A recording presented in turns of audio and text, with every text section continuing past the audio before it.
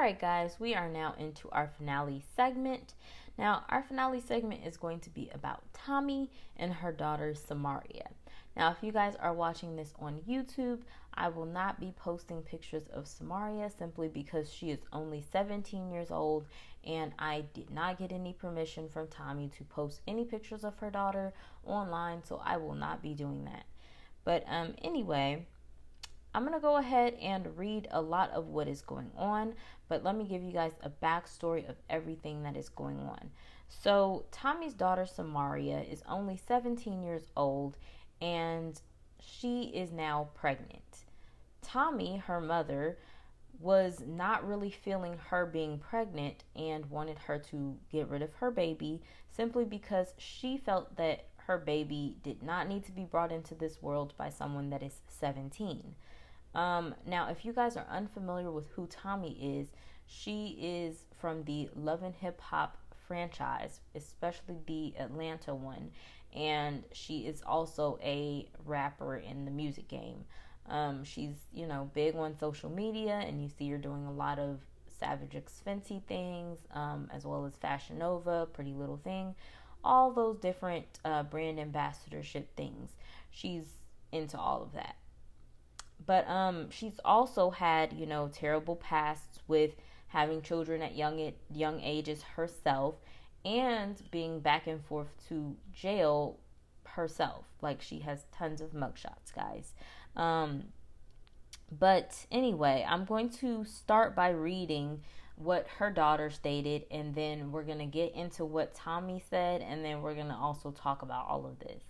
So it starts with her daughter saying, "Y'all, I was just told how my mother and aunt teamed up to try to trick me into having an A." I'm not going to say what the word is simply because, YouTube is very sensitive with certain words. Same aunt that had her first child at 17 and mother at 18. I was told by my mother and aunt herself that she had an A at 7 months pregnant and that I should get one because it was for the best. The night of my B-Day, my grandmother that's incarcerated called me and told my mother and aunt will be going to the hospital to deliver my aunt baby today. So my mother of the year, I remember you being there every step of the way. Sace first got pregnant at 16 and had her child at 17. I was there with you in the delivery room when the same thing happens to me. You disown me. I haven't heard from you my whole pregnancy." Then she goes on to say, "But you're on the way to help deliver a B who was going to help you get me to blank my baby and still have her baby today. I wish y'all the best of luck, weirdos." Then she says, "Oh, and by the way, you forgot to tell me happy birthday." Then she goes on to show some messages that was put under one of her posts, and it's by a person, I don't want to add the Instagram name and say it out loud, but the person pretty much said, "Good night, I'm lonely, but you have no blank. You're blank in a child's place." So they said a bunch of crazy stuff that it had to be blocked out, guys. Then it says, "Sad A girl. That baby isn't going to make it past that hospital. Have fun while it lasts."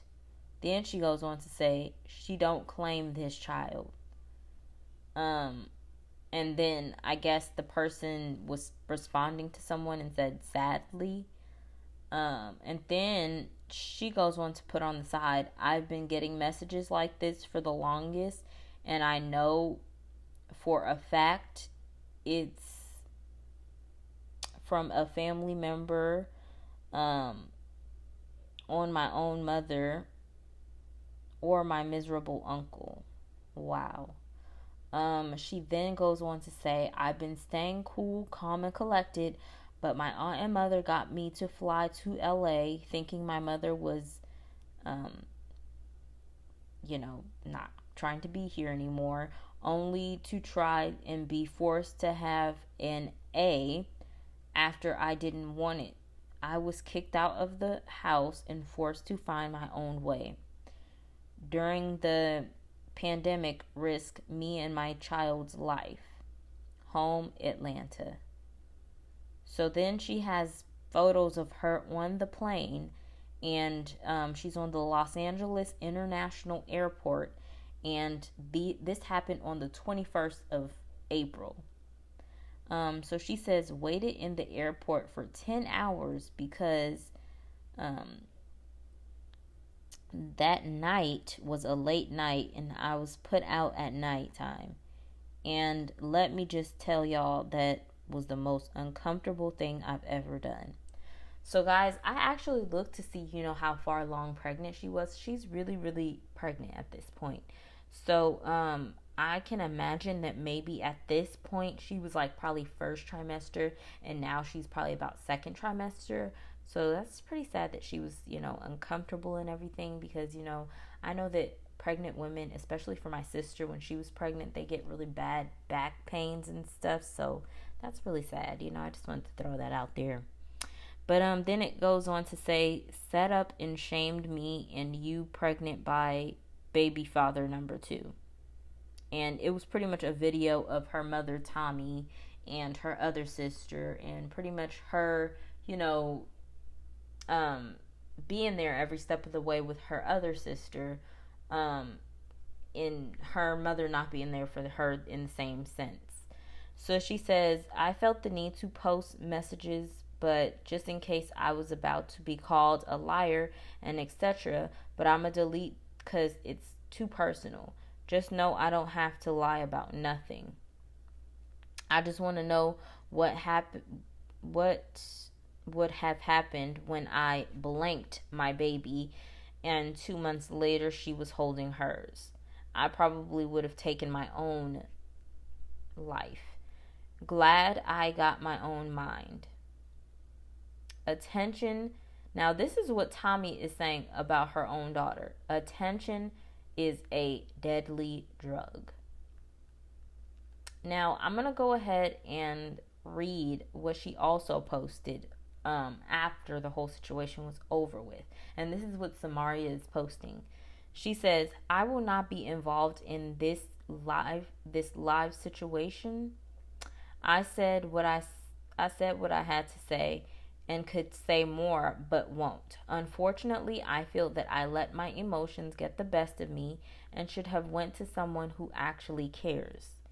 Y'all don't come to me telling me the lies she's about to tell later on. I truly don't care. And then she also posted and said that she's only 17. So that's pretty much when Tommie came out and said, attention is a deadly drug. And then she goes on to say, y'all have been supportive throughout my career. Every hurdle, every struggle, every battle. And I feel it's imperative that I speak on this as if I owe it to myself to be transparent and show who I really am, despite what my team or PR says. I can't and will not sweep this one under the rug. I've worked too hard and sacrificed too much going live at 7. And she did actually go live. She went live and actually talked about the whole situation. She pretty much stated that, her personal business and her daughter's personal business shouldn't be aired on live or aired on Instagram, aired on social media, period. Then she goes on to say that she wants her daughter to really live her life because, as I mentioned before, her daughter is only 17 years old. So she's, thinking to herself the betterment of her daughter and not having to have a child to think about while she's in her 20s. She then goes to say that. Thank you for listening, everyone. If you enjoyed that podcast, please be sure to tune in every Monday through Friday on Google Podcasts, Spotify, Breaker, Radio Public, Pocketcasts, and Anchor for the rest of that podcast.